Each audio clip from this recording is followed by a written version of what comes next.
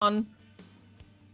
Good morning, Morena, and welcome everybody to a Not An MBA information session. I haven't done one of these online before, so I'm quite excited. I ran one in person at my office in Wellington a couple of weeks ago, which was actually a bit odd because most of these Not An MBA relationships take place via a Zoom screen, and I had to physically be near people. But it was actually fine. Thank you for your concern. It actually went quite well. So So look, we're going to spend the next hour or so together having a chat about Not An MBA.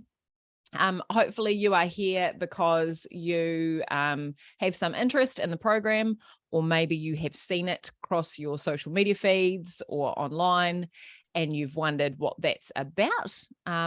Or maybe you just don't have a lot on today. And so you told your boss you had an important meeting. And here you are, because you were like, I wonder what Alicia McKay is going to pop off and do. And honestly, those are all perfectly valid reasons for being here.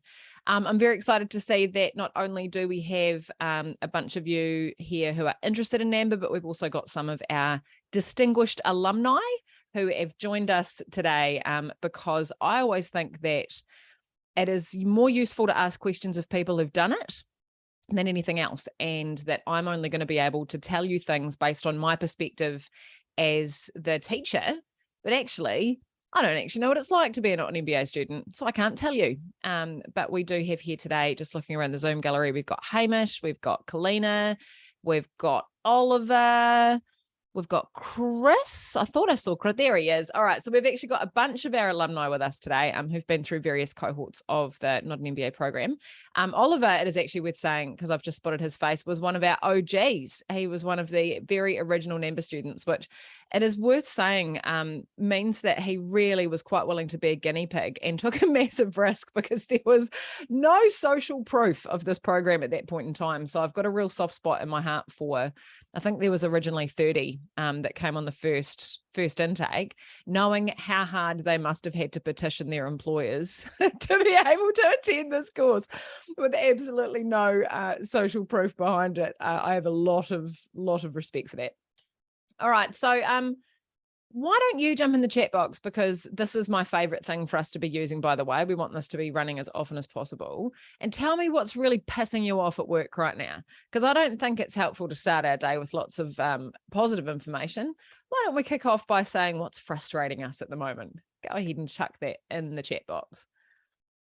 Oh, I've just spotted Helen's comment on germs. Yeah, it was fine. It was fine, but I kept a distance. I had hand sanitizer.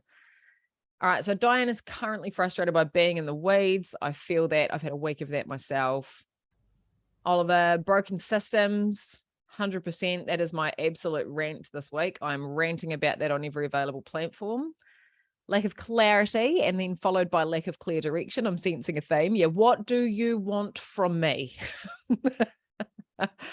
Bosses that don't make decisions, staff relationships. Oh, Bryce, constantly troubleshooting and not getting ahead of things. That one I feel deep in my soul, like putting out fire after fire after fire.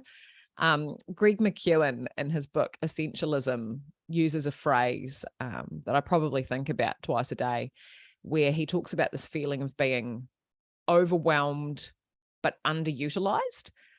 And I reckon it's such a good typology, because, you know, you get to the end of the day and you're like, I'm exhausted. I was very busy. And then somebody says, great, what did you do? And you're like, look, I can't answer that question, but I am knackered and it has been a big day. So that makes a lot of sense to me. Lack of resources, micromanaging boss. Oh, my personal favorite, Lani. People pulling others down. Yeah, there's a bit of that going on at the moment. This is what we do when we're not feeling very good about ourselves, isn't it? Processes and policies that don't work, constant change, pains in the ass. I think we could just sum up that one, Kristen, as just pains in the ass in general, right? Bit of that going around, bit of an epidemic. Everything's urgent and important, totally. Lack of direction. Bloody hell, you are all a bit pissed off. I did ask you to be pissed off. Fair enough. Systems. Yep, totally feel that one. And I just feel like I'm seeing that so often at the moment, because I reckon, and there's some really good kind of data behind this around, you know, when we are feeling really overwhelmed and threatened and we're not doing very well, we kind of lose that executive function that enables us to go, I wonder what this is about, and get perspective. And actually, we just go into kind of survival mode, which is very much about just like, I'm going to fight the person in front of me and get through the day. But when you've got a team of that, and then more broadly, you've got an entire organization just full of people who are all trying to just get through the day and banging into each other, it's no wonder why we've got people shilling these bloody culture change programs, is it? Because like people don't feel good. But I'm a very firm believer that culture is not an input, and it's not even a lever, it's an output. And culture is an output of having clear direction and enabling systems and strong leadership and good capability and resources. And that actually, if you have those things, you'll find your culture largely takes care of itself. And that if you don't have clear direction and good systems and strong leadership, but you just kind of sellotape a poster to the back of the toilet door telling you what your organizational values are, you are unlikely to see your culture change. So very strong believer in those foundational elements, which is probably a nice segue actually into giving you a taster of how we tackle Not An MBA as a curriculum, how we move through problem solving as a group, which is very much about, look, yeah, people are annoying. Yes, your boss is an asshole. Yes, your colleagues are a pain in the ass. Do not argue with that for a second. However, have we got those foundation blocks in place? Do we understand the direction that we're heading in and what makes a good decision? Have we thought about how things fit together? Are we as leaders kind of zooming out and stepping back and looking at the ecosystem of our life and our work and going, all right, this is all feeding into each other. What can I shift here? Right? If every system produces the results that it's designed to produce, then what do I need to tweak in order to change the way things are playing out? So that's kind of a useful insight, I think, into how we do tackle things. I'm all about strategic systems leaders. If you are looking for a course that's going to teach you how to manage your frustrations with people better, I'm not sure I can promise that. If you are looking for a course that teaches you how to be a more compassionate and empathetic people leader, I'm also not sure if I can offer you that, although the alumni may be able to speak better to that than I can, because I do have a personal story in my own head that says, yeah, no good at people, I help you with systems. All right.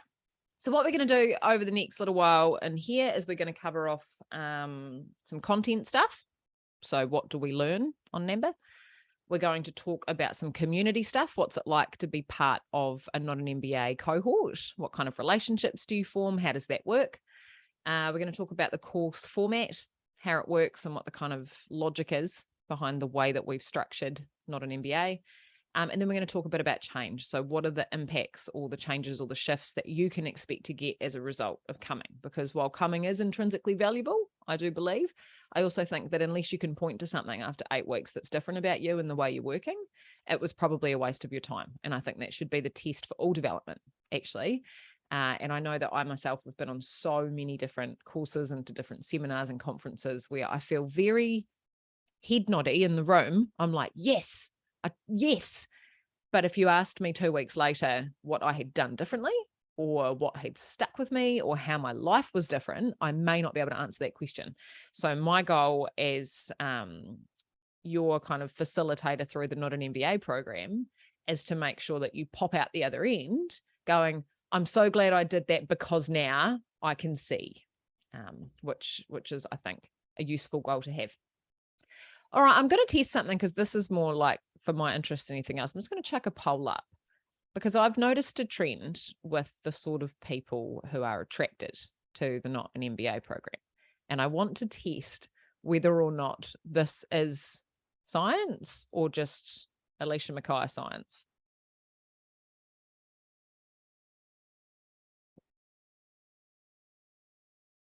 I'll share the poll as soon as you've all finished it, by the way. Oh, interesting.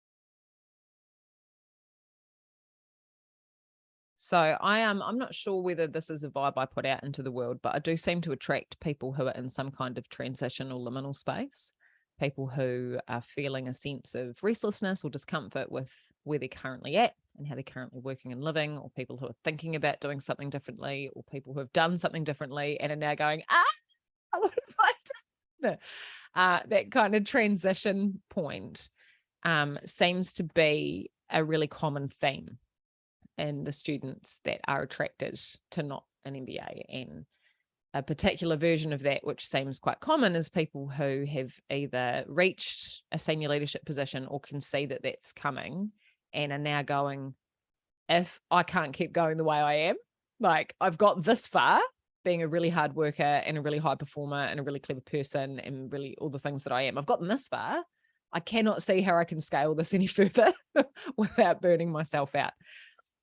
All right, so we've got 30. All right, here we go. We've got some fairly consistent responses on this one. So I'll share this with you. It looks as though 85% of you suspect that you are currently in a transition phase. Again, like the way I framed that question probably made it seem like you are. So I'm not going to put too much in this as empirical data. However, that is a fairly overwhelming majority of people here who currently feel as though they're in some kind of transition. And looking at those results, there's a lot of personal change or reevaluation. Almost half of you said, yep, that sounds like a bit of me. A third of you are in a new job. That's quite a lot, actually. Oh, now I'm just fascinated by the other. A third of you are other. Oh, what could it mean?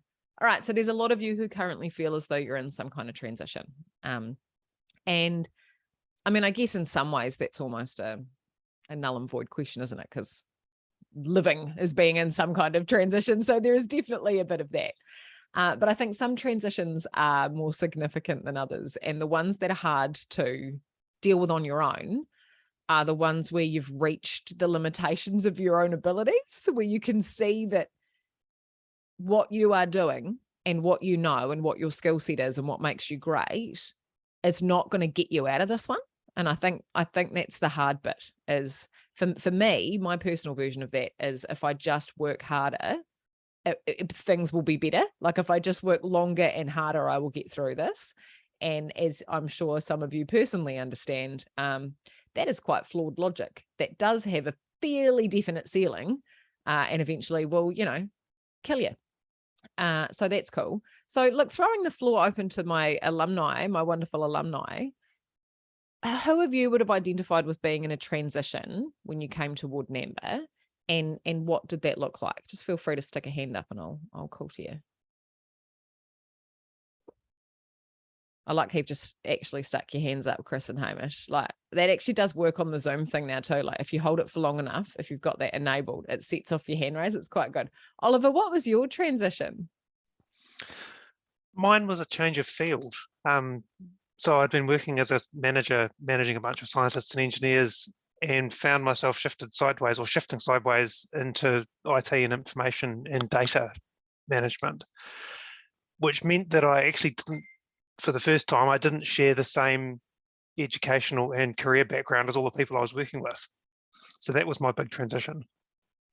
Yeah, and thinking about, I guess, how when you go to reach into the bag of skills and tools that you've accumulated in your career, were there some things missing? Did the bag serve you? Like, where were you at? Yeah, so there's absolutely not, because having been managing a bunch of physicists and engineers, I could always step all the way into the problem and say, explain to me what we're trying to do here. And now working in a field where I'm outside my actual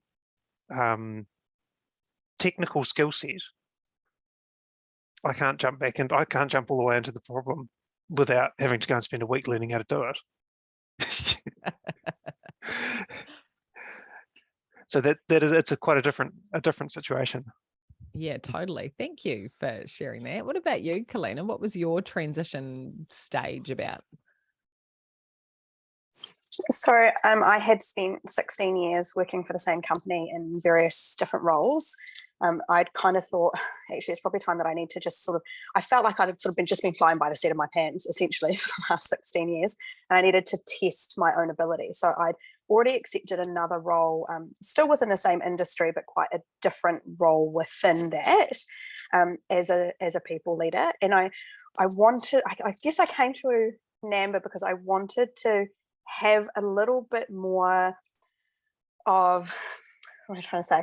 Like, a bit more purposeful. And I actually thought, being put into this new team, that is the perfect time for me and to reinvent myself. What do I want to be known for as a leader? What are my strengths?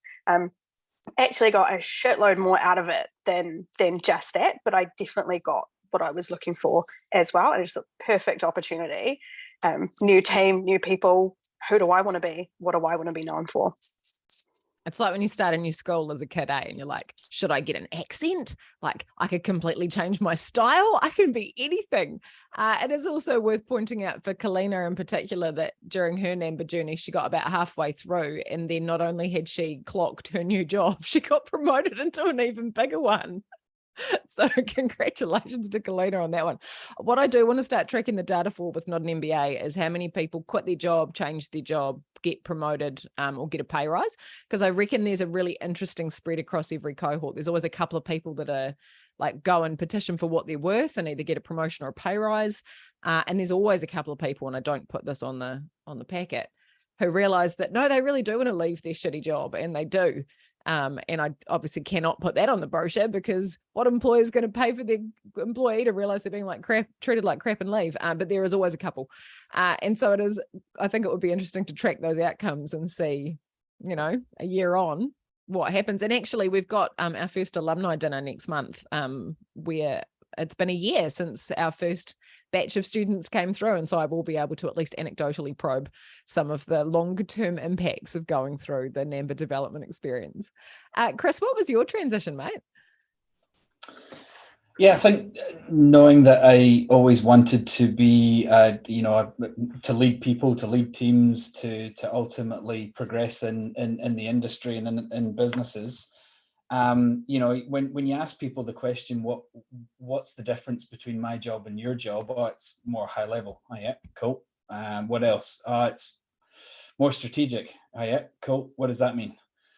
So what do I need to do to adapt, and what are the skills that I don't have to be able to progress to that next level, whether it's a senior role, a regional role, a general manager role, a national role, whatever it is. What's the step I need to take? And I think the answers that I got to those questions didn't help, didn't give me any insight into the tools that I needed to develop, and certainly coming onto naMBA utterly unlocked that. Just gave some real simple tools in the toolbox to help approach things differently, that ultimately helped answer the question a whole lot better than anyone else has been able to say, this is what you need to be doing to take the next step, this is what you need to be focusing on, and here's what works. And don't believe Alicia, go and give it a go. So what I really like about that is that I think quite a shared experience that you've just described of being instructed to be something. And oftentimes that is words like be more strategic, get out of the weeds, be less operational, be more proactive. These are quite common exhortations in our PDPs or our performance reviews or from our employer. But when you probe a layer deeper and you go, oh, absolutely, I would love to do that. What does that look like? Like, how do I do that? What do you want?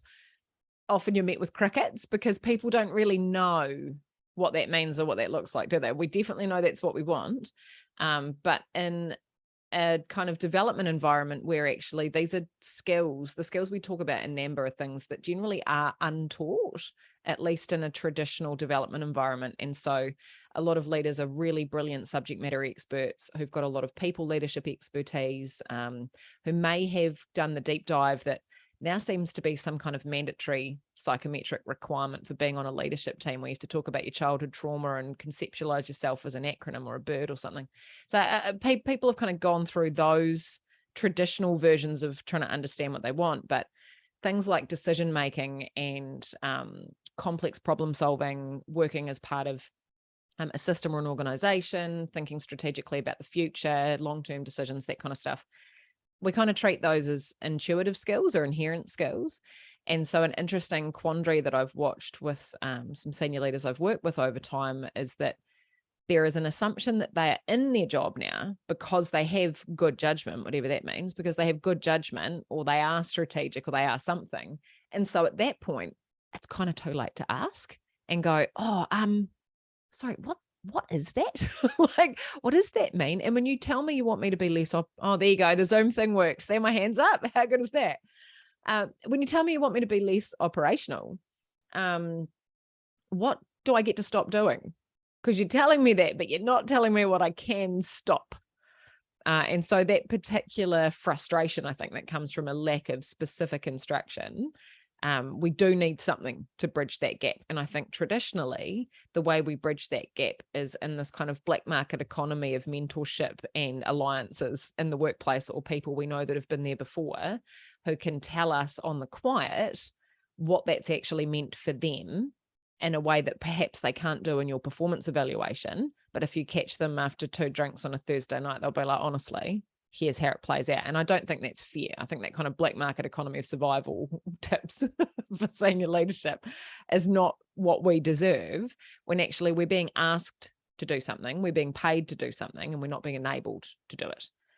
So I really like that kind of call out that Chris has given us around, like, I asked what you wanted and you couldn't tell me, because I do think that's quite common. Okay, so in terms of content, it's a great segue into what I guess some of the skills that we talk about are. Raise your hand, try not to trigger Zoom quickly, if you're familiar with the book that this program is based on. You Don't Need an MBA. All right, so that's a bunch of you. Bryce, read the book, mate. You didn't put your hand up. But if you are familiar with the book, you will know that there is a kind of module structure to the book, which we thought we were very clever when we dreamed up, by the way. We're like, hey, we won't call it a table of contents. We'll call it a syllabus. Amazing. Really groundbreaking stuff. But what the book is structured around is there's kind of 5 modules of skills or development areas that are underserved for people moving into or currently in leadership positions.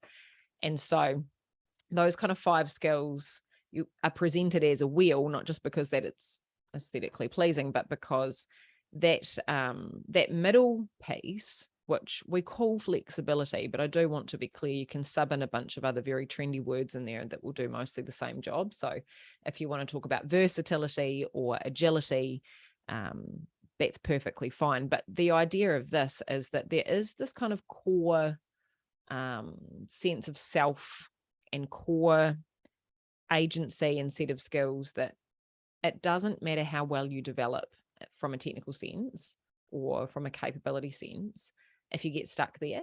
And so there is a certain set of kind of evergreen capabilities, and flexibility in this sense covers 3 kind of main areas, which again, you'll be familiar with if you've read the book, where we talk about awareness. That's both awareness of self and contextual awareness. What's going on around me? Having one does not necessarily mean you've got the other. So just being aware, being curious. Agency, which means you've got absolute confidence in your own capacity to respond, regardless of how the environment around you changes. And resilience, not resilience as in let's do yoga and meditate, but as in I will thrive because of change, not in spite of it. And even when things turn to shit, I can ultimately convert that into a benefit. It's kind of that more anti-fragile understanding of resilience. And so the idea of this kind of sitting at the core is that it actually doesn't matter how good you are at making decisions or thinking in systems or whatever, if that all crumbles when things change. And they will, constantly, every day.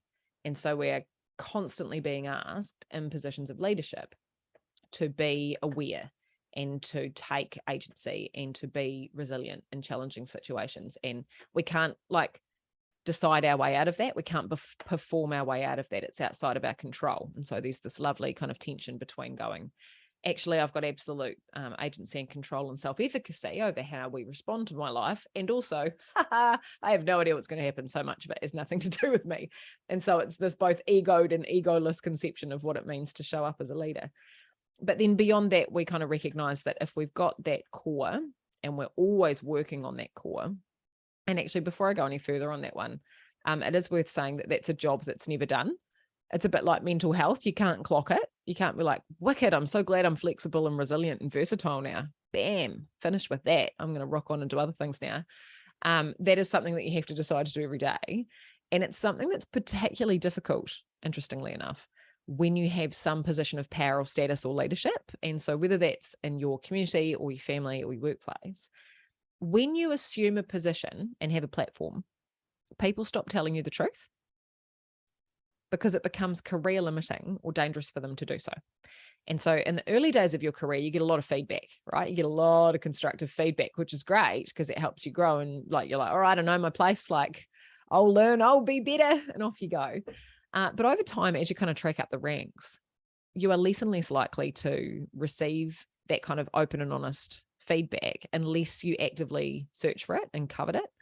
And so one of the most useful things that any leader who's on a kind of track towards progress can do is to really nurture your truth tellers who care.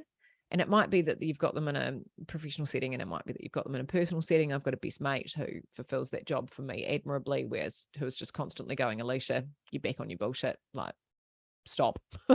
But that external sense of awareness is really powerful because we don't just naturally have it anymore once we've reached a certain level.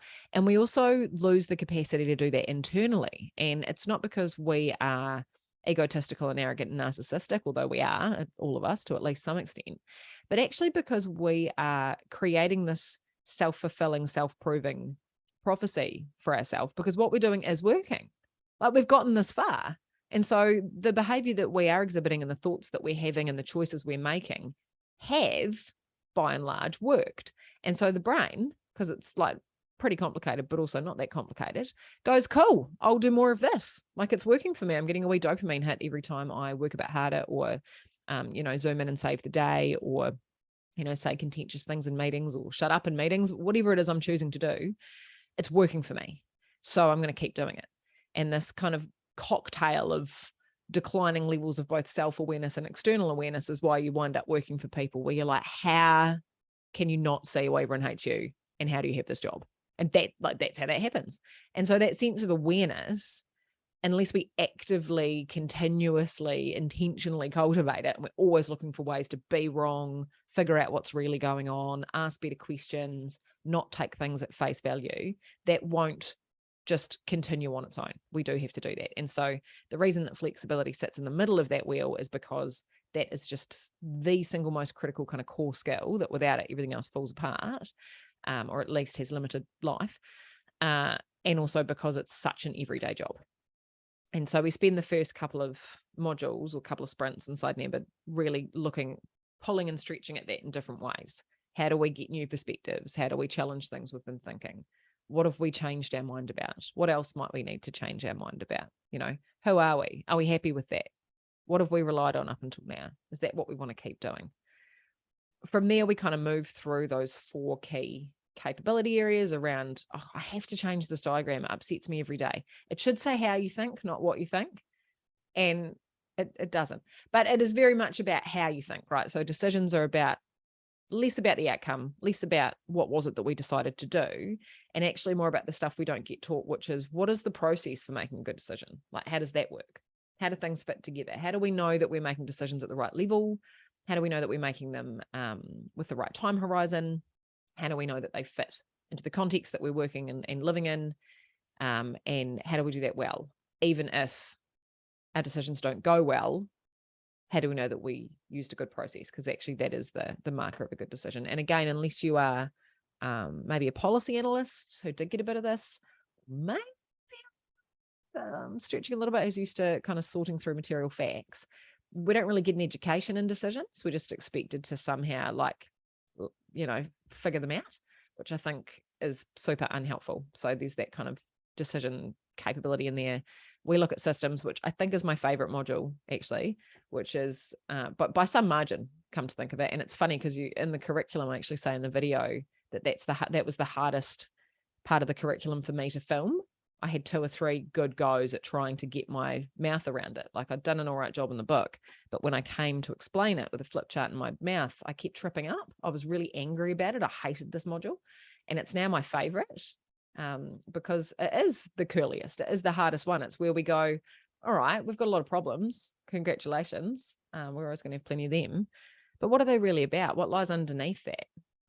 How do we actually design incredible enabling environments that don't point fingers at people and spend all day putting fires out, and actually get into the nuts and bolts of what drives this place, right? What kind of behavior are we not just enabling, but also requiring of people? And is that what we want?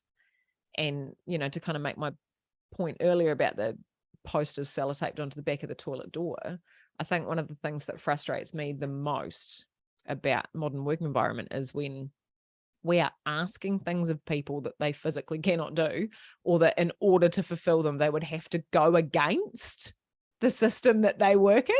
And so we're like, be more collaborative, but like, you can't share a cost code. Think more long-term, but all of your KPIs are short-term. Like, we're asked to do things constantly that actually would require us to do some level of acrobatics in order to be able to perform. And we would have to do it while you told us off for it. And so that frustrates me so much.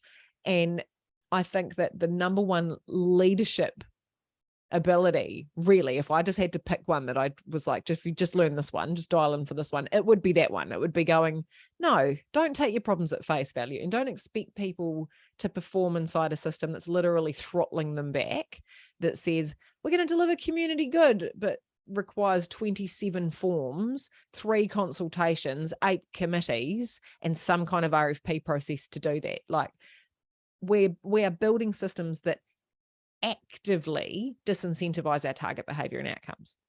And it seems to me that that's just the lowest bar, that we get beyond that and then go, do we actually know what we want? Have we designed for that? Have we put the outcome we want ahead of the harm that we're afraid of? Or have we built a system that's actually about trying to protect from an invisible harm that gets nothing done? Those questions and seeing how things fit together and getting beyond this kind of people lens is just my favorite part of the course, because I think we've all spent enough time being told to put people at the heart of everything. And I know that that's well-intentioned. It really is. Let's put people at the heart of everything. People first. We run a workplace for people. First of all, bullshit. No, you don't. Why are you even lying? That is not why you have a company. You don't have a company so people can work there. What an absolute load of crap. Like, everybody knows you're lying. You didn't start a business so people could work there. You started a business because you wanted to deliver an outcome or a product or a service or an initiative or an impact on the world, and you needed people to staff it. So pretending that they now come first is disingenuous. But the same is true in the public service. We didn't create the public service so people could put on brown cardigans and go to work. We created the public service to deliver community good, and we need people to do that. And so when we say we've put our people first, we're lying. And that logic taken to its fullest extent is really unhelpful, because the dark side of it is that if everything is about people, then when things go wrong, that must also be about people, and people must be to blame, right? Because you can't have one without the other. If you're going to say that all things good are people, then unfortunately, the extension of that logic is that so are all things bad. And so I think we better serve the people that we lead by focusing on the environment we're creating for them and enabling them to be their best, and believing in their quality of intention, believing in their capability, assuming positive intent every time they behave in a particular way, and constructing an environment that enable that to happen. I think that's how we serve people. As rather than performance managing, we go, oh, well, Heidi's great. So if she's not getting her stuff in on time, it can't be that this is a Heidi problem. What's going on for Heidi? Let's go and figure out what's going on. Who does she depend on? What are her dependencies that are currently failing her, right? What are the sources of information that we're actually making really difficult to get our hands on, which is why she can't hand the thing in, right? What are the relationships and the workflows that aren't working inside the broader environment that are making this hard, rather than what's Heidi's problem? No offense, Heidi. Sorry, I just saw your name below me and I was like, we're going to pick on Heidi. So that systems module is really powerful. It's really transformative, and it has the power to change the way you see most of the stuff in your life. I will warn you, however, that like a lot of things, you can't unknow it. Once you know it, once you've torn the veil and you realize you can't unknow it, there's kind of no going back. And so now, even when you want to be really mad at people, there's a little voice in your head that's like, oh, but actually, why is this happening? What's that really about? Why am I so bothered about this? let's look a bit further. And it's very annoying because you can no longer exist on the surface plane of the world and the lovely ignorance that is kind of just banging around. And so once that's happened, you kind of can't go back for it. So that's probably a bit of a warning in there. We move through performance and not performance, as in how do you work harder and do better, and what's a life hack. What's a time hack? Put a tomato timer on or whatever. I hate that shit. It is about how you understand the value of your time and energy in terms of your contribution. So actually, what is the source of your value? What is your job? And how are you making it possible to spend your time in that zone? And what's holding you back from getting rid of the other stuff, right? How do you get more freedom and more focus into your daily life? And unfortunately, a lot of that, we had a student in the last cohort, I can't remember how he described it, but he was ultimately like, God damn it, this is all my own shit, isn't it? You've just taught me that this is all my, and I'm like, yeah, I'm really sorry, but it kind of is. And so there is this kind of moment of realization inside that module where you realize that there's a lot of unhelpful baggage that you've probably carried into a leadership position from, many positions ago that is making it really hard. And that actually you do have the delegation and the mandate to manage your time and energy a bit differently. But you're not. And so what's that about? So that one is a bit of a trick because it looks like it's going to give you time hacks, and then it actually asks for deep self-examination. So I do apologize in advance for that one. And then influence is very much about how we spread our ideas and how we make them things of their own, right? So I think traditional influence conversations are often about how do you make a good slideshow? How do you connect with people? I went to an event in Hamilton a couple of weeks ago that was the first event I'd been to in a while where people traded business cards. I don't know if anyone's been to one of them in a while, but they had actual physical business. I'm not even lying. They had actual physical business cards and they were giving them to each other. And you know the vibe when you're in a room where people are trading cards and, oh my God, it's so gross. And so I'd be talking to someone and I would see their gaze go just across my right shoulder as they scanned the room for if there was a better option that they needed to line up to talk to so they could stop talking to me. I feel so gross about it. And I'm not going to teach you how to do that. I'm not going to teach you how to network. I'm not going to teach you how to schmooze.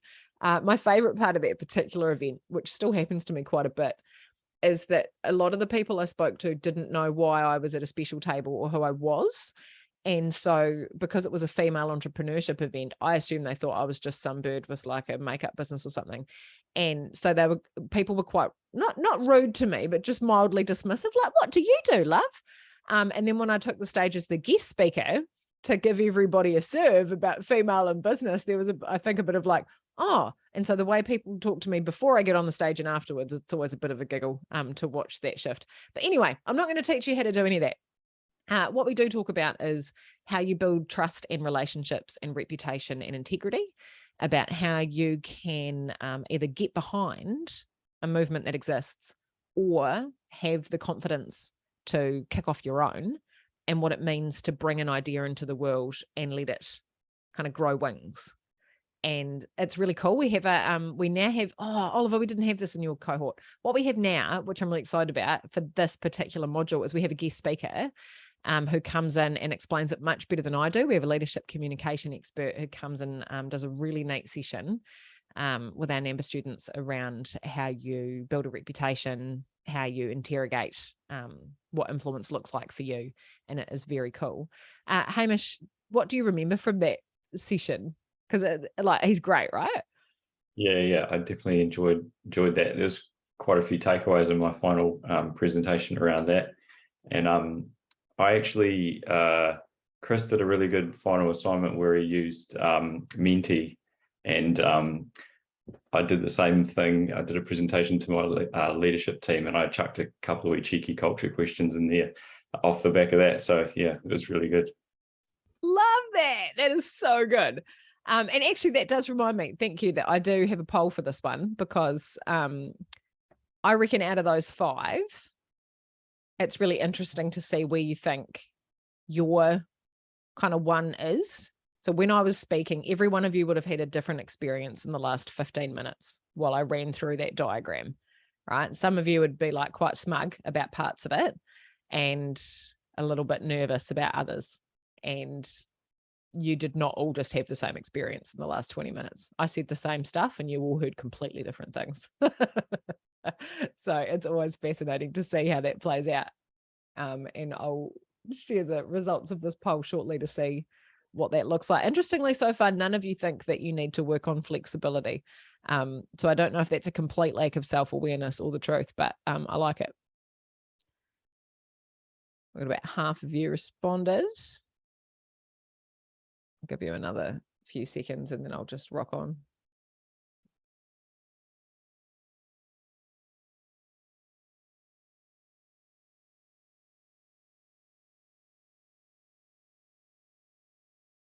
All right, in the interest of time, I'm going to close that poll and share it with you. What we've got here is, okay, one of you, I don't know if somebody then just ticked flexibility because I said that nobody did, which is perfectly acceptable oppositional defiance disorder as far as I'm concerned. I'm okay with that. I was interrogating this week how deep. Anybody here identify with the idea that they might have oppositional defiance disorder? Just looking around the room. No one's going to admit to that. I'm pretty sure mine is so deep that I actually have it with myself, because Wednesday was my rest day this week after 2 days of really quite intense training in person. And I got up on Wednesday morning and I was like, good, I'm going to vegetate today, watch some shitty TV and eat some junk food. And my brain was like, I've got an idea for an article. I was like, shut up. This is not what we're doing today. My brain's like, you could just write an outline. Go on, have a look. Next minute, my whole day's gone to writing. I will fight with myself if there is no one around to fight with. All right, so looking at those results, the two kind of really weighty ones came out of performance and influence. Yep, and the performance one in particular is not a surprise to me, because what I should not have asked you at the beginning of this webinar was not, are you in transition? It should have been, are you tired? Because if there is one thing that really everybody has in common that comes to this, is that they're blimmin' tired. So that makes a lot of sense to me. So we've got a lot of tired people working really hard and wondering why it's not enough anymore. And then we've got a bit of that influence stuff, and that makes a lot of sense too, because we get to the point where we're like, okay, well, maybe I can lead people, manage people, but there seems to be another language being spoken by others that I'm not speaking, where there are people that I'm pretty sure are not as good at me as my job, who are getting more funding, getting more attention. What are they doing? What is the language they are speaking? And that is really common at this point, because if you've spent an entire career being really, really great at your job, it's really bloody disappointing to realize that that is not enough when it comes to getting top jobs and funding and clients and attention. You're like, are you kidding me? But my stuff is the best. I know your stuff is the best. People don't care. It's like when you go to sell a house and it can be like leaking and it can have structural issues. But if you repaint the inside, people are like, this is nice. We're very shallow. We're not half as clever as we think we are. All right. And which area you think you're already strongest in? A lot of people saying that actually systems is a real, like, they're clearly here because they're like, yeah, that resonates with me. I know my systems, Alicia McKay. Excellent. And a bunch of you saying also that you feel as though flexibility is something that you're already strong in. Cool. And none of that's too surprising to me, because I think this particular program attracts a certain kind of person, and I attract a certain kind of person. I'm not for everyone. And so if you're here and you are interested in what this curriculum looks like and what I might have to say, you're already someone who thinks a little bit differently. And I guess that's a really great segue into thinking about community, because actually, if you are someone who does think a little bit differently, does like to push the envelope a bit, figure out what's going on, look underneath the surface, you may not always be popular in your workplace. And it is not always a popularity behavior, actually, to be that kind of person. And what I love the most about the naMBA crew when we come together once a week is that it's a really cool group of people who are all just a little bit curious and a little bit different. And the last cohort in particular was really fascinating to me, because we had this amazing mixture diversity wise of, like, we had a bunch of dudes from a civil construction company in Auckland who were founders of this building company they were blokey as all hell. And I kind of walked in and they're like, all right, give me your worst, Alicia McKay. Like, what is this shit? That was so great. And then we had all these, you know, like mid-career female policy wonks and government. And like we had this whole spread and they were all kind of mashed together. And the quality of conversation and connection was off the charts. It was so good. And there was a point about halfway through the program where these kind of really gruff dudes were like now being regularly counseled by this kind of little council of women that established around themselves. And they'd be like, all right, well, tell me, how's it going? No, you know, you can't think like that anymore. And there was this amazing dynamic that was just blowing my mind. Hamish, you were in the last cohort. Any thoughts on, I guess, that community and what it's like to be with people who are not necessarily the kind of people that you encounter daily at work? Yeah, definitely. I think first off, I was really surprised how you can make such a great connection online. You know, obviously the whole program is on Zoom, but I was blown away by how you could really connect with people, even though you haven't met them physically before. And particularly in the like breakout rooms and stuff like that, I found that really awesome.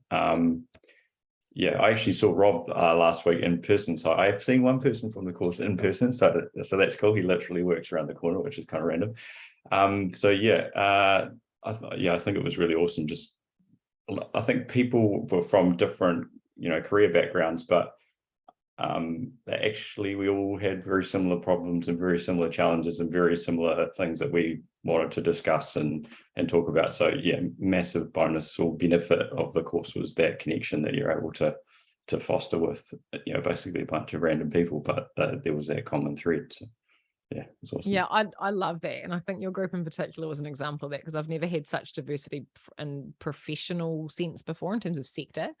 I mean, you know, we've got Kalena here from banking. We had Chris from Downers. We had people from self-employed consultancies. We had people who were coming in from government, people who were coming in from NGOs. Like we always get a diversity. And the more diverse it is, the better it gets, I think. Throwing over to the rest of our alumni, any other thoughts on, I guess, how the role of community plays a role in the learning journey for Not An MBA? Happy to chime in there. Yeah, look, I think it's validation.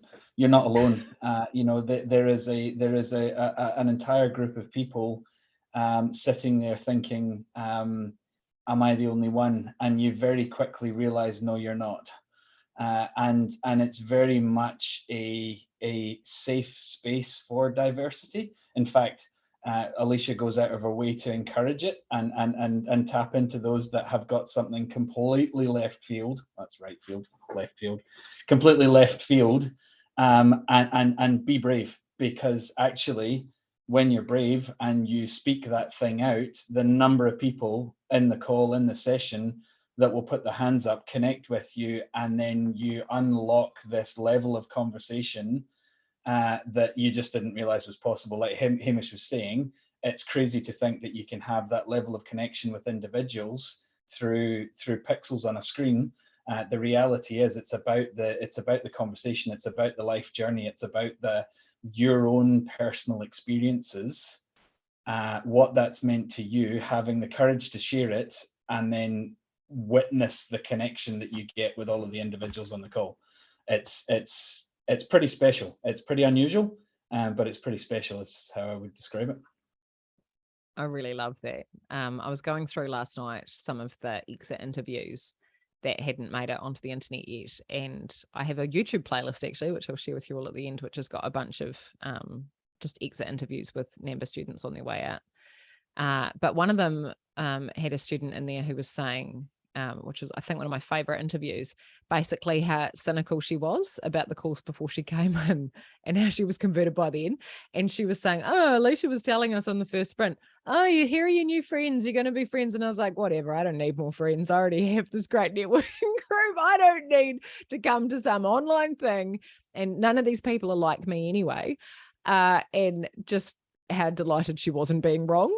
And how much she got out of the relationships. And I think for this particular student, she'd come in because she owns her own business and she is she's not working as a consultant yet, I think, but that is what's coming next. But she owns her own business. And she was like, okay, I'm going to come in. There's going to be all these corporate and government people who have got teams of hundreds of people, and I'm not like them. And then in a way that I deeply resonate with goes, well, I don't want to be anyway. And so to see that kind of skepticism converted into actually, holy shit, I really care about these people now. And I'm really glad I went on a journey with them. I thought was really beautiful. And just to throw to Diane's question in the chat, what organizational level does it reflect? It's such a good question. There is a spread. It tends to be mid to senior career managers or leaders. That said, we have had a bunch of self-employed and consultants who have taken a lot out of the program. I think if you were too early in your journey, this wouldn't be the community for you. I think you find that there's a certain war-torn bitterness that is shared amongst the group. No, that's being a little bit facetious.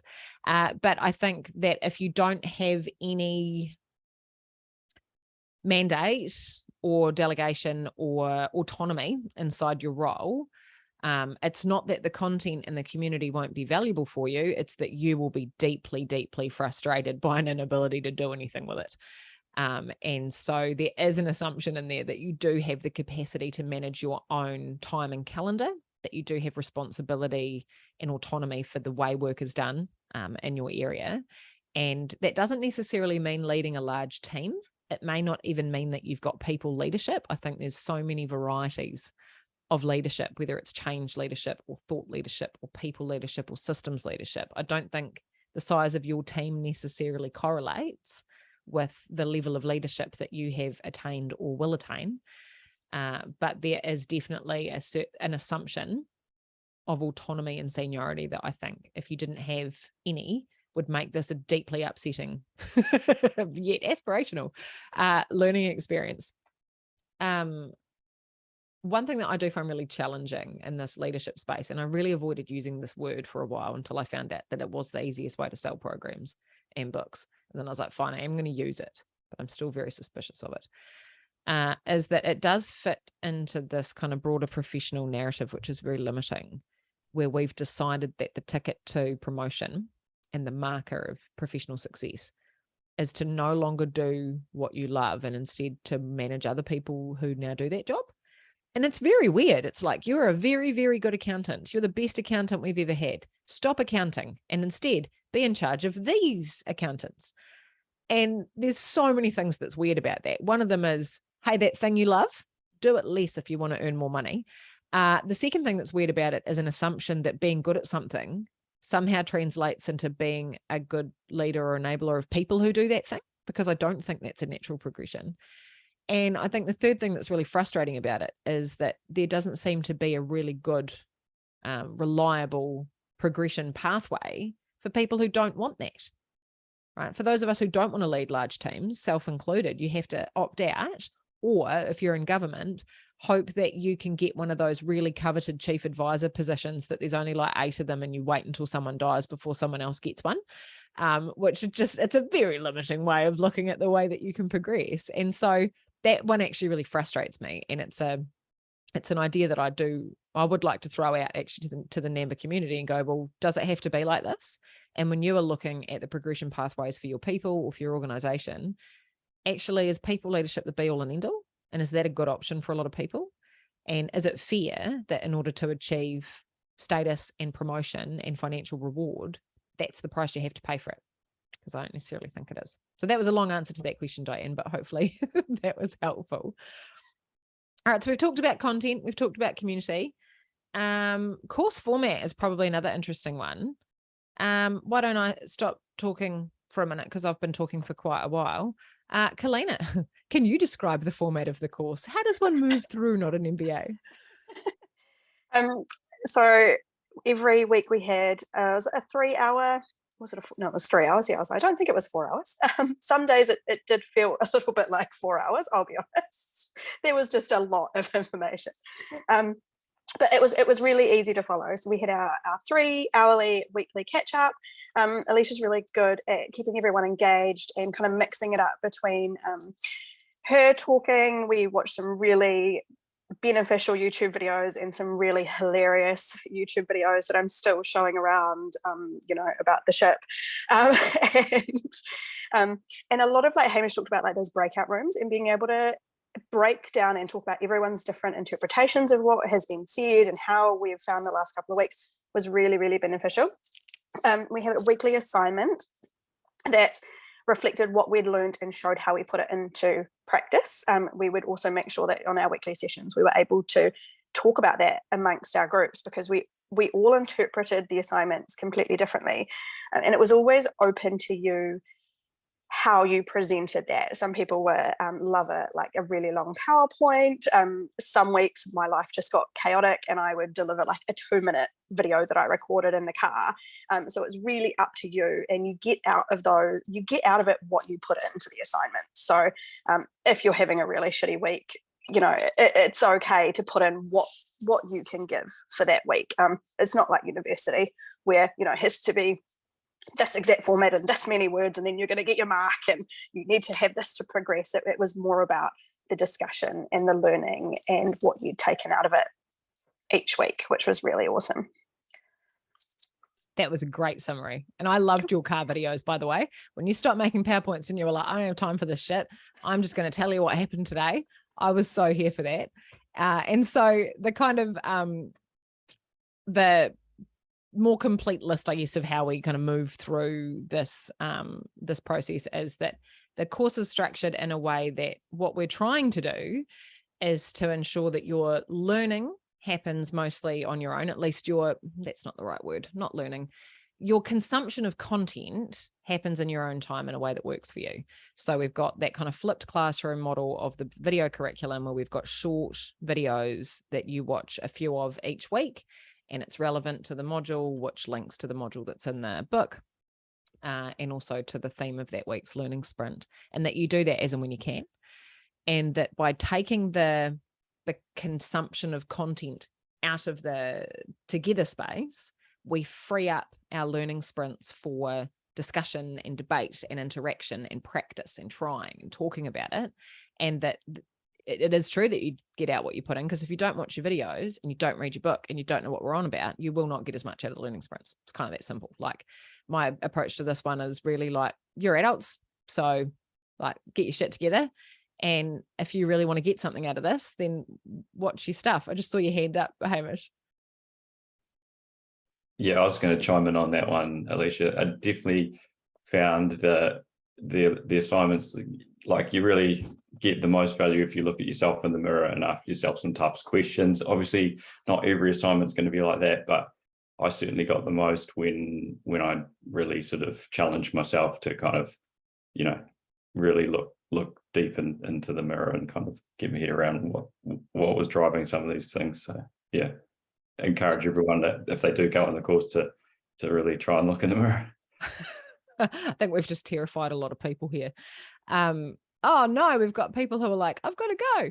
I've got problems to solve. Bryce, hopefully you are going to bring some of those problems to the next Not An MBA intake. We would love to have you. I'll send you the recording at the end of this, so don't panic. But totally, there is a whole journey of self-exploration that happens as a result of those assignments and challenges. I think, I can't remember who said it in the last cohort, who said, this is really fucked with my head. But in the most, I'm like, that's great, in the most positive of ways. And so you've got your curriculum in your book, you've got your learning sprints, which are very much an interactive thing, and then you've got your assignments. And so the way the assignment works is that it's immediate, it's implemented immediately, and it's taking the idea that we've been kind of banging around together in our sprint and doing something with it by the end of the week, which for some people is terrifying, but for others is quite freeing, because you can't overcomplicate it. You can't make something amazing and change your life and do a thing and form a new project. You just pick it up and you do something with it. So if we've talked about systems thinking and we do that on Tuesday, by Friday, you have to go find something that's pissing you off and figure out what the anatomy of that is underneath. What's the system that's driving it, right? If we talk about relationships on Tuesday, by Friday, you have to have resolved a tricky relationship in your life by having gone and done something about it. And so there's this very immediate applicable thing where it's like, I don't want you to think about this, I want you to do it.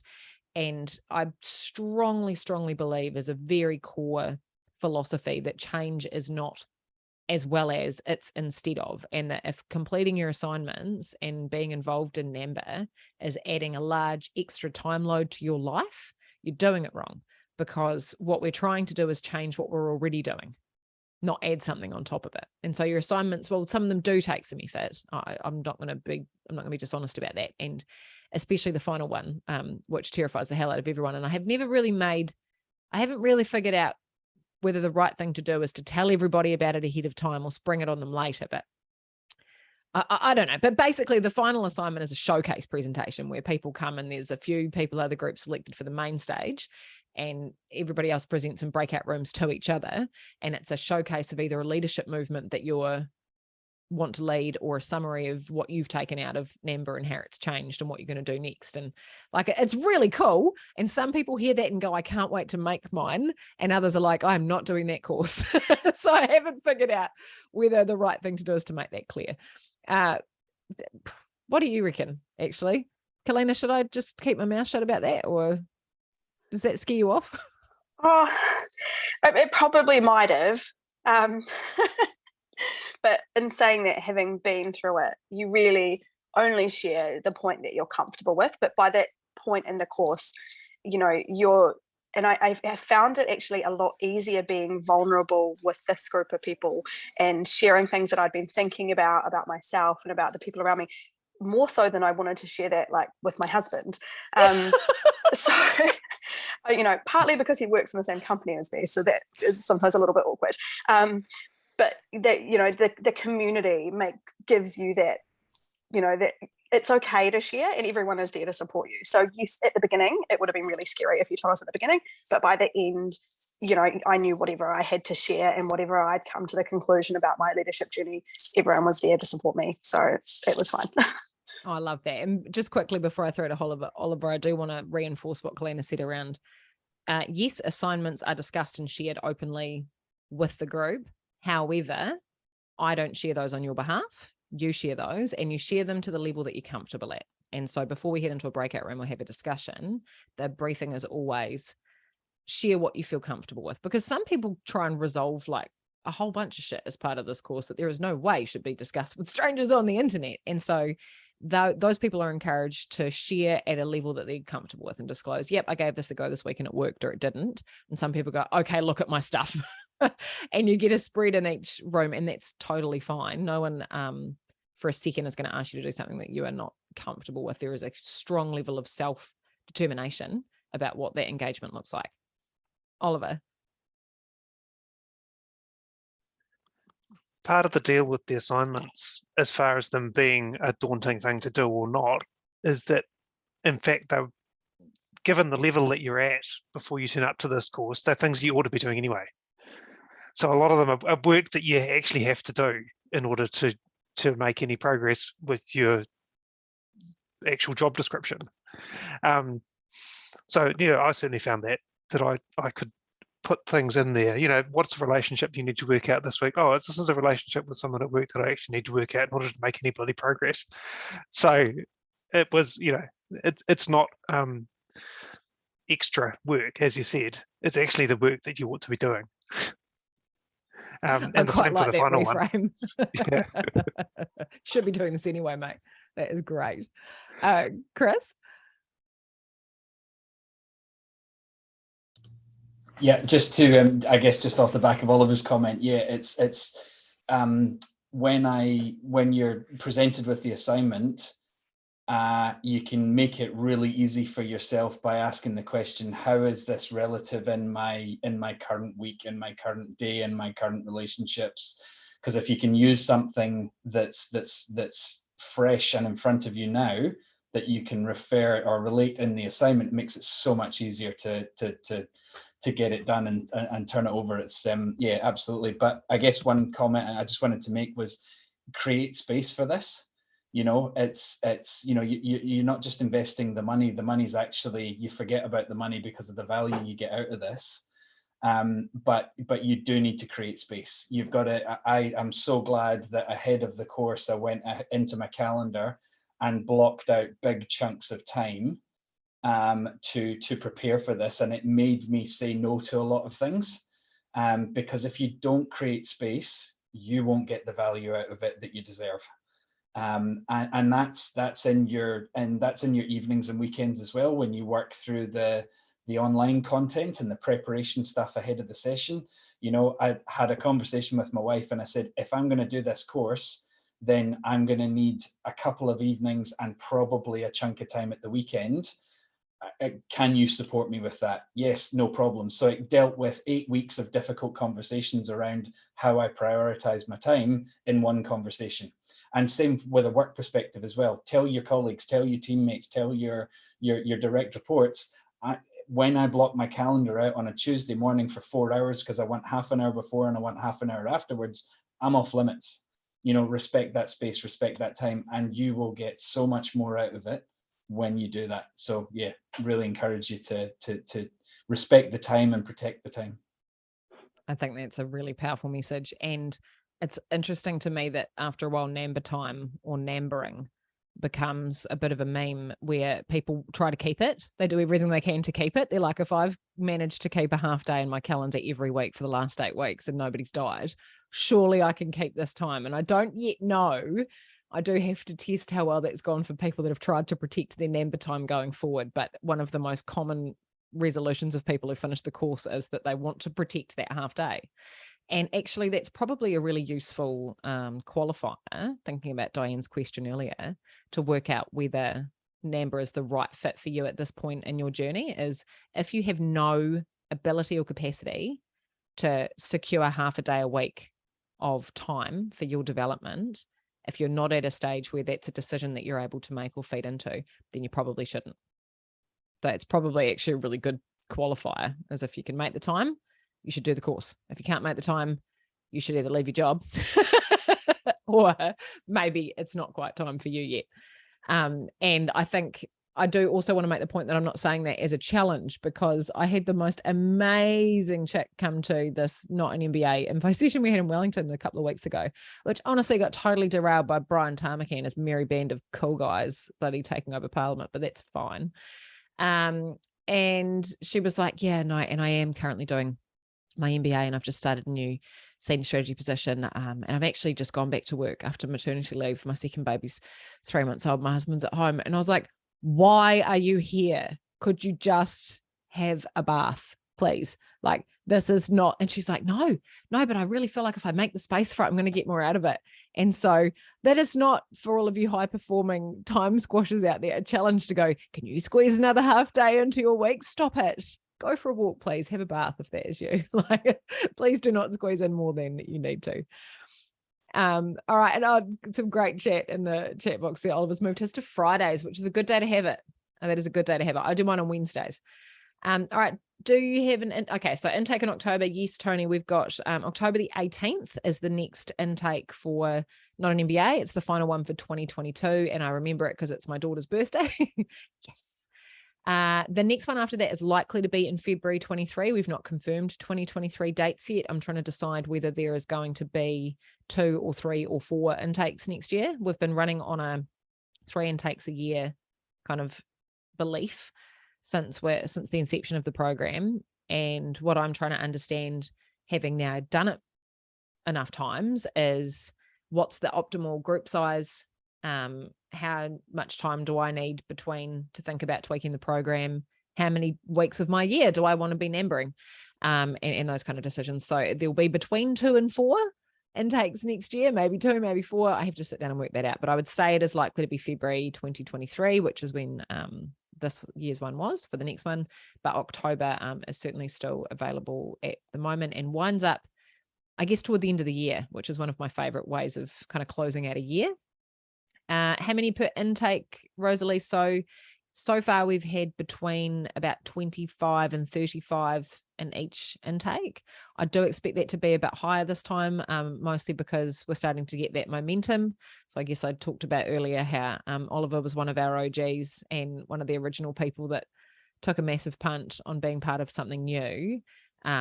Thankfully, I'm now no longer regarded with quite as much suspicion, and we have got a bit of momentum. So I expect there will be a few more in the next intake.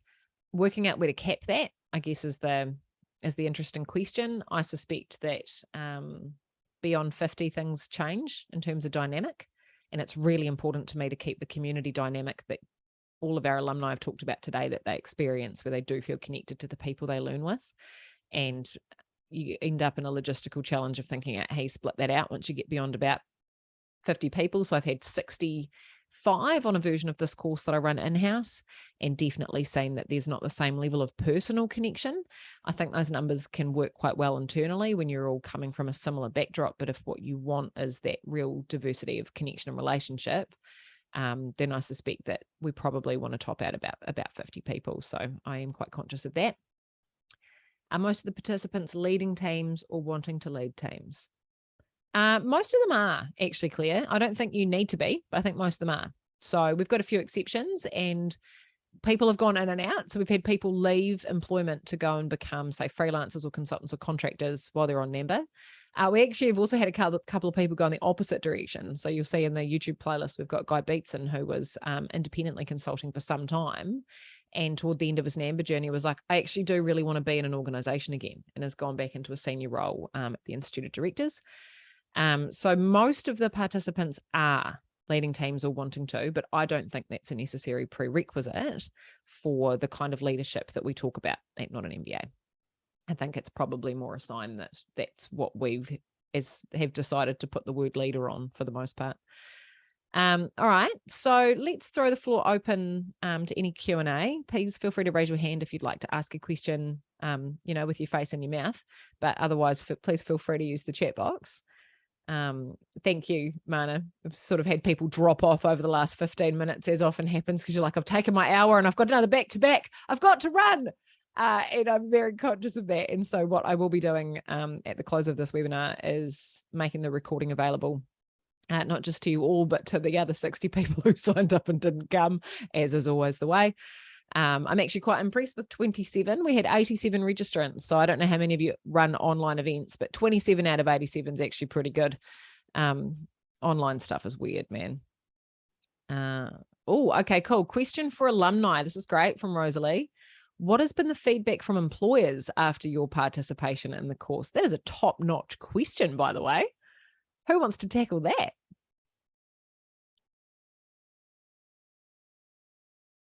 Feel free to unmute. I'll take it. So yeah, I did my leadership showcase assignment and luckily got accepted to present to the main stage, which was mildly heart attack material, I guess, concerning heart attack material, but I actually felt really supported in doing it. But then I was telling my boss how it went really well and bloody blah, and he's like, oh, do you want to do that presentation to me? And I was like, there's a few things in there that I was like, oh, yeah. And then he's like, oh, you could also do it to the ELT. And I was like, okay. But yeah, no, I actually wound up going through with my manager, and we had a really great discussion off the back of my my final assignment. So it was good.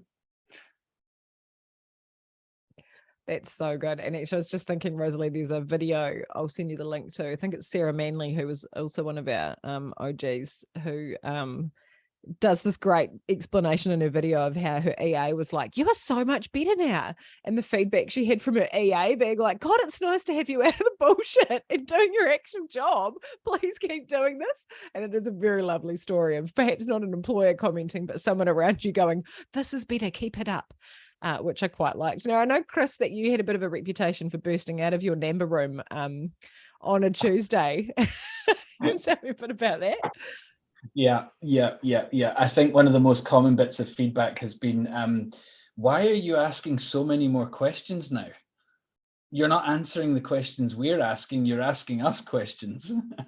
And I think that's been a big part of the feedback. But yes, I would come bursting out of my office on a Tuesday lunchtime, pretty energized, more than I normally am, and people would ask why. And I think part of the curriculum is to actually, you would say it quite a lot, Alicia. Go and tell somebody about that. Go and ask somebody that question. Go and involve them in that thinking process.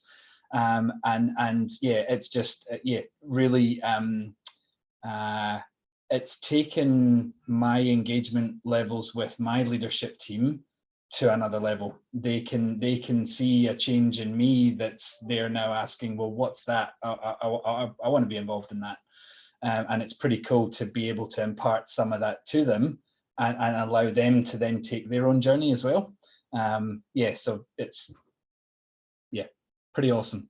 I love that. And one of the things that I really believe in is this idea of kaiako, that teachers as learners, learners as teachers, and that the best way to make what you've learned useful is to go and explain it to your team and tell somebody else and have those conversations more broadly. And there's a couple of students we've had come through who have really almost run their own Not An MBA training sessions in-house once they've come out of their sprints and really been able to spread that learning. And I just adore that, because that's the best way that we learn, right? Is by making sense of it out loud and doing something with it. So I think that's really cool. What about you, Kalena and Oliver? Any feedback from your employers? Well, Kalena, you got a new job, mate. So yeah, I was going to say my manager's pretty hands off. I kind of told him I'm going to do this and don't try to contact me on these hours and these days. And so he kind of hasn't really had any feedback, but the fact that I'd only been in the company for 9 weeks and then got a promotion was pretty, that was kind of my validation, really. Yeah. We will take that feedback. Yep. And Oliver, what has your employer feedback been? Not much from my direct manager. She, at the same time that I was doing this, had her role massively expanded, and so she's kind of disappeared into having to manage half the bloody organisation, which is a bit interesting. But I've had a lot of feedback from the bits of this work that I've taken to peers. So we've got chat groups running about, all of our different systems and people leadership topics, and I've put in bits of sort of the YouTube things that we'd picked up or content from this course quite often over the last year, and crediting the course have had quite a lot of interest, actually. I don't know that anybody's signed up. Kalena, have you got your hand up there? Yeah, sorry, just quickly, just off the back of Chris's, asking lots of questions, I have noticed my immediate team. So I've been saying a lot, but is it though? And I've started to see them reflecting that back now. So when I'm talking to them, they're going, yeah, but is it though? And so those that have been on the course will know what kind of piece that relates to. So I thought, well, that is actually pretty good, because obviously I've changed the way that I'm doing something and they're now mirroring it back to me. Which is good, great feedback in itself, I think. That warms my cold little Grinch heart, but it's also probably a really good warning, because, and I actually talked about this on the Alicia McKay show this morning, like it makes your life an awful lot harder, so once you're out there and you're questioning everything and encouraging your teams and the people around you to approach work with the same sense of curiosity and interest, it is an awful lot more complicated and kind of annoying. It's a lot easier to just rock on and not worry about it. And Chris. Yeah, you've just reminded me of something my boss said to me a couple of days ago when we were reflecting on a couple of initiatives that have come out of things I've learned through the NaMBA journey. And his comment to me was, do you realize you've started something now that you probably can't stop, and it's going to get busier and more noisy before it gets better? Yeah. And I was like, that's a really good reflection. That's a really good thing, good way of understanding it, that actually the stuff we're doing is good. It's the right stuff and we're heading the right direction. But now that we've started it, we've got to maintain momentum and we've got to keep doing it. But when you prioritize the good stuff that's come out of it, you forget about all the other bullshit that you're now no longer interested in, that was occupying your time. So it's that was a really cool reflection from my boss a couple of days ago, which Hamish and Kalena and Alicia will know has been a bit of a journey over the last 12 months. So to have that sort of level of conversation, really cool recognition of the tools in action that came out of NaMBA. That is a beautiful reflection, and probably a nice place to just about close us off, team.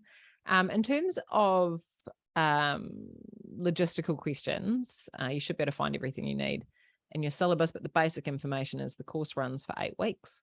It runs for 8 weeks because 8 weeks is the cutoff for tangible change. So change implemented within 8 weeks is exponentially more likely to succeed and change your life. And if you can't see a difference within 8 weeks, you should probably stop whatever you're doing. So there's a reason that the program is 8 weeks, and that is it. The 8 weeks includes access to your video curriculum, a 3-hour weekly learning sprint, and an assignment, the last assignment of which is your showcase. The cost of the course for 2022 is $3,699, which includes GST, which I'm just going to make the point is exceptionally good value for a high-level leadership program. And we are looking at what that looks like for 2023, but it is currently still at just under $3,700, which is extremely cheap.